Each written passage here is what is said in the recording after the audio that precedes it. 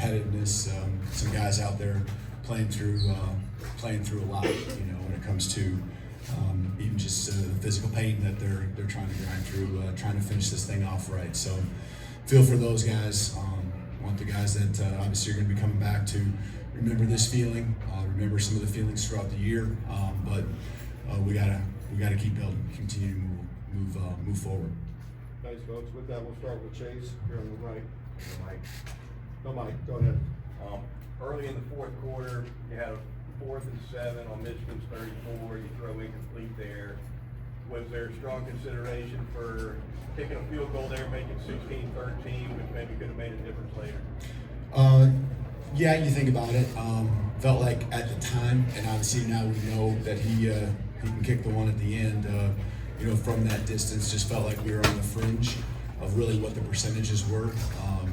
Understanding who we are. Again, it sounds like you don't have confidence in your kicker, which I do, but just felt like we can convert a 4th and 7, and what was it, 4th and 7? Yeah, 4th and 7. And so, unfortunately we didn't, and felt like the passing game when we were, executing, which that's a big part of it, right? That we can find a way to convert and get the ball in the right guy's hands and let him go make a play.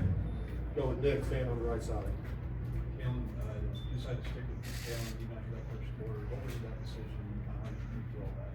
Well, I think there were some elements that played. I know even the pick, that's a really nice play.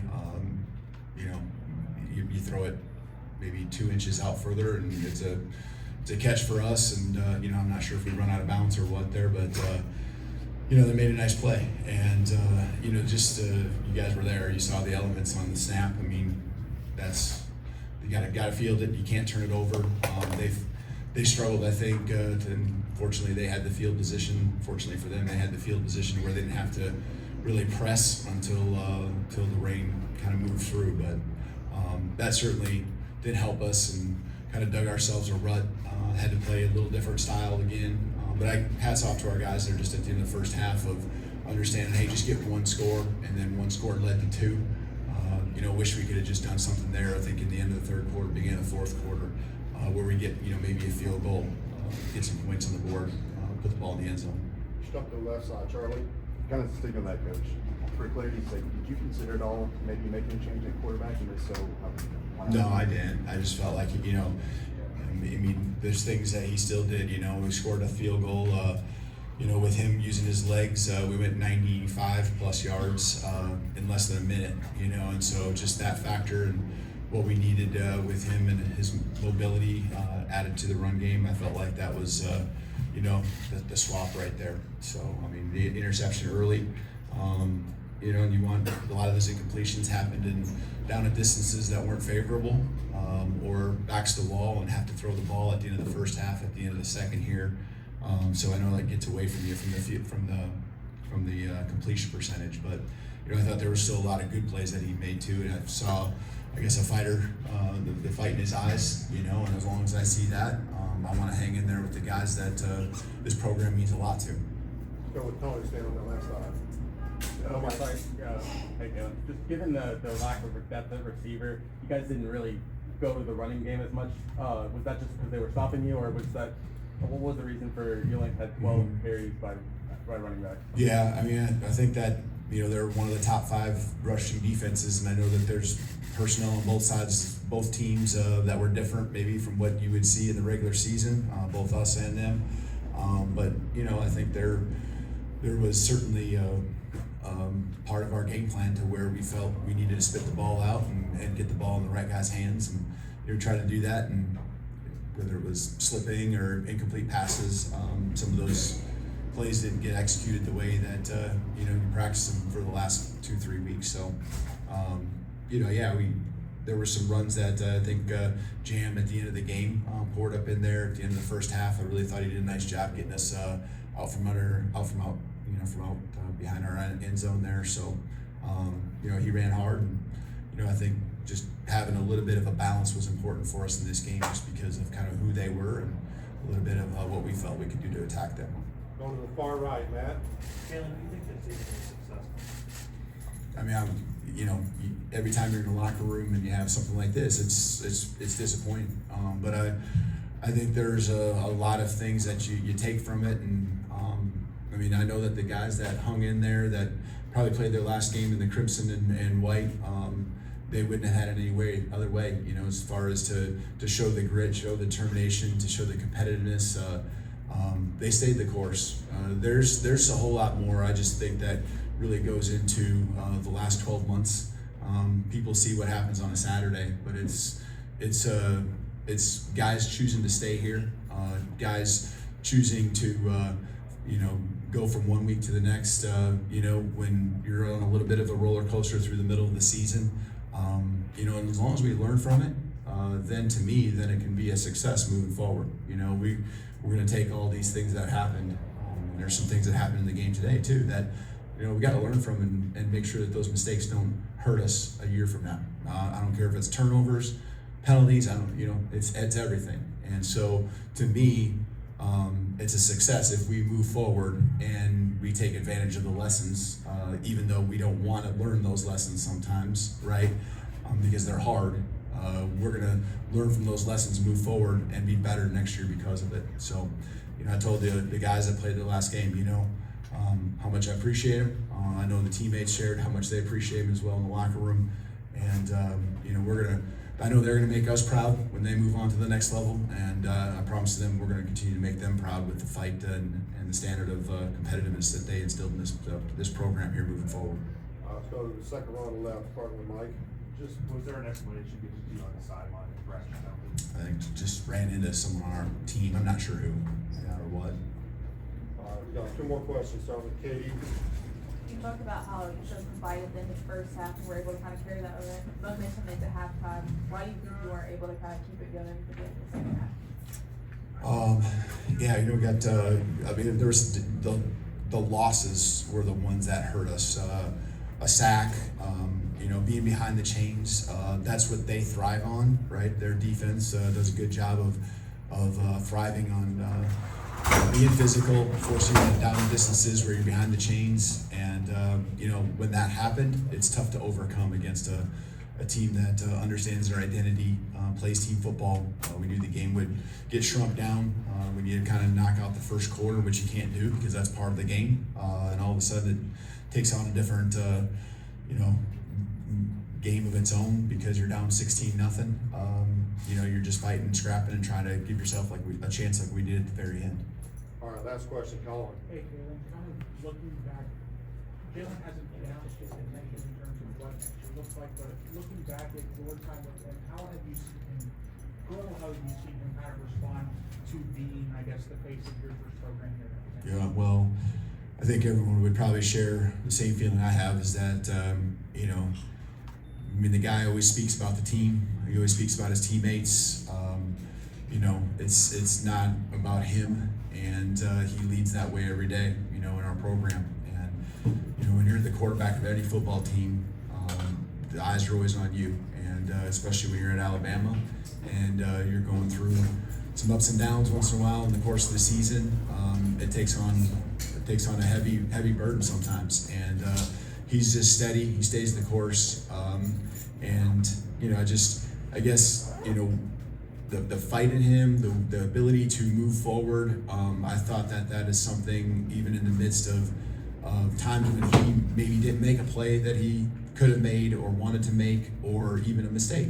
Which everyone's going to make a mistake here and there. I thought that's one area where he's really improved, especially the last half of the season. And I think our guys appreciate that in him. I think that they have taken that, we've taken that on as a team too, and always trying to move forward, even when we're not perfect.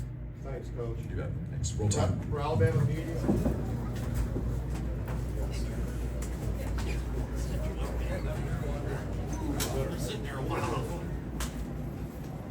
Get started with Coach Moore here.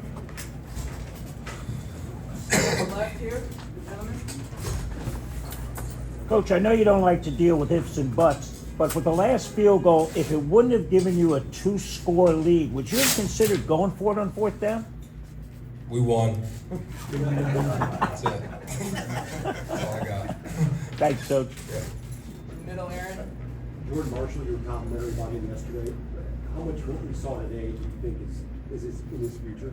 Yeah, I think he's got a bright future. Like I said, he reminds me so much of Blake and the way he approaches his business and what he does off the field to take care of his body. And you obviously saw how he runs. He's a physical runner. He made people miss, he can run you over. And obviously has that burst. And all the credit in the world to Alabama and the way they play defense, physical style defense. But I thought our guys really bowed up and played physical ball. But Jordan Marshall's he's gonna be a special back. He's got a lot of ability, but he works really hard. So I think that's the piece that really makes him different. Charlie, Sherrone, can you talk about your defensive line and the impact you had on this game? I mean, it was outstanding. You talk about one of the most explosive people in college football, players with Jalen Milroe. I mean, he can hurt you with his legs, he can hurt you with your arm, and I thought they did a really good job of funneling him in the pocket and making it comfortable for him, hitting him. I thought our D-line just did an outstanding job. Coach Espo, Coach Wilkins, Coach Fee, Coach Lewis, all those guys that work with the D-line, man, it was unbelievable to watch them. And credit to the players. You know, you don't have Mason Graham, you don't have Kenneth Grant, so people think there's this big fall off now. Those are two incredible players.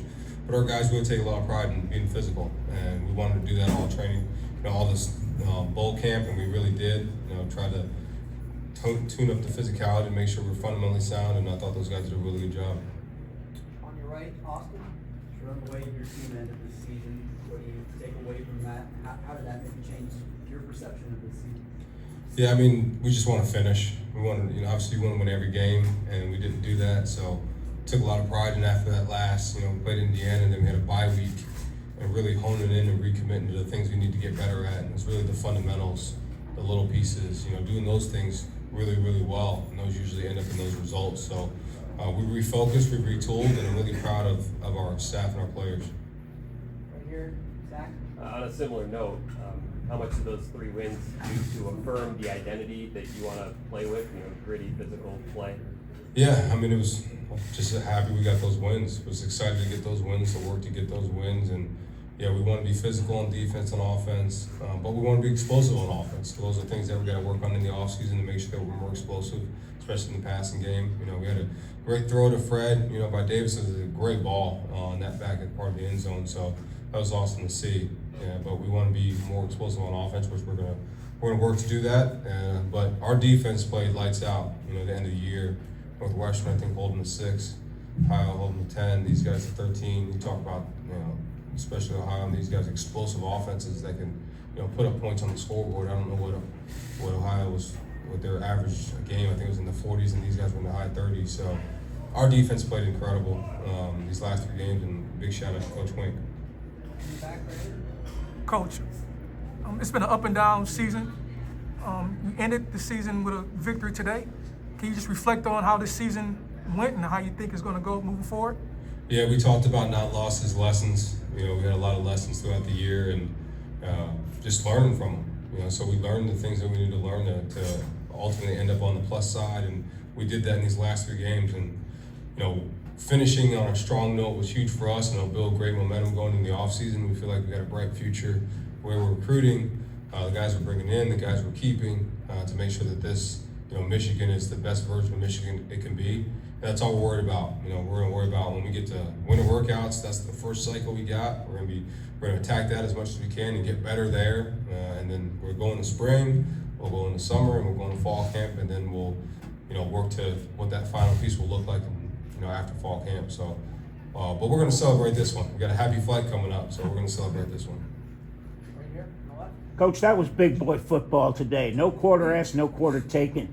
That's exactly what you expected from Alabama, wasn't it?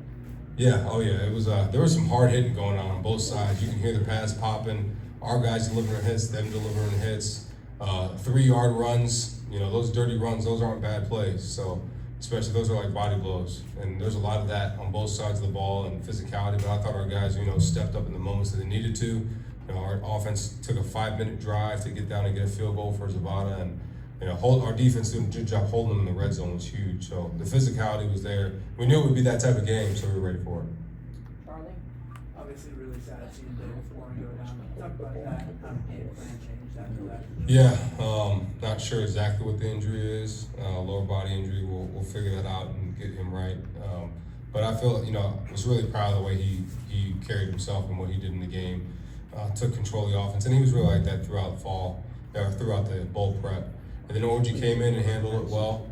Just continued to. We just felt like the way the game was going, our defense was holding them up. That we need to, possess the ball. I think we were 38 minutes of time possession, so that's what we wanted to do, and executed that at a high level. Do you expect him to remain here after the transfer portal window? Yeah, we'll see.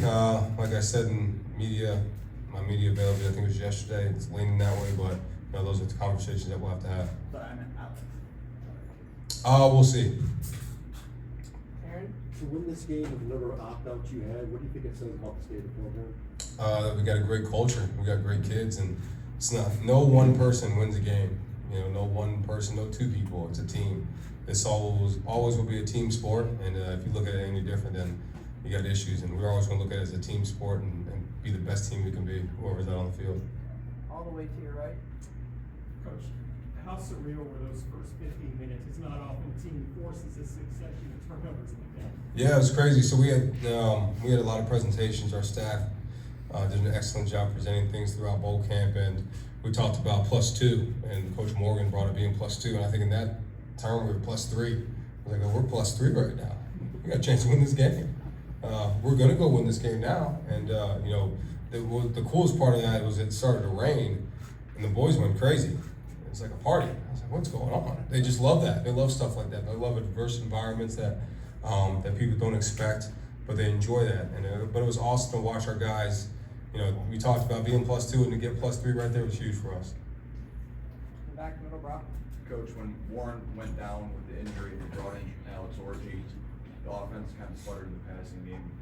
Was there any thought of bringing Jaden Davis in? Yeah, Orji practiced really well throughout the bowl prep, and I thought the best chance to win was having him in the game with the threat of his leg, so that's what we did at the time. On the right, Austin. Sure, what was your evaluation in Sprague, right tackle, was on one side, how was it? Well, when you rush for over 100 yards against Alabama, it's good, but I haven't watched, I saw some of it, and felt like in protection, because those are the things that you can see the most without the detail. They did pretty good. As far as the run game, those things we've always got to clean up, but it felt like we were getting the movement necessary to get the runs going. And when you have those type of drives, when you're leaning on people and you're getting 5-minute drives, it means those guys up front are doing a good job. So felt like they were in a good place. I got time for about 3 more. I'm gonna start with the guy in the red shirt. Red. Oh man. Yes, Coach. Yes, not Alabama, not representing Alabama today, but even though you didn't score in the third quarter, how important was it to possess the ball? And then on top of it, for your team to come out there, was this a statement game to college football that the Big Ten can play with the big boys of the SEC? I don't think that's, we don't look at it as trying to make a statement and do anything to prove anybody wrong. It's all about us getting better and proving ourselves right. We don't care about the opinions of other people and all that. So, but I think it's shown that throughout the years, last year and this year, that the Big Ten is as competitive as a conference in college football as any. So I don't think there's a question about the Big Ten, SEC. 2 great conferences, right? They're 2 great conferences. So I'll leave it at that. Gentleman in the back. Hey, Coach, how fitting was it that your defense sets the tone with those 3 quick turnovers? You get the lead, you end the game on defense, and a 4th and 10, they're going for the score to win the game. And how fitting is it to start with your defense and end with your defense? It was awesome. Again, just a lot of shout outs to all those guys, the staff, the players. It was a team effort. So many guys made plays. I gave game balls to everybody on the team, but the defensive front started it all, and then it just permeated through everybody else, and those guys just all played phenomenal.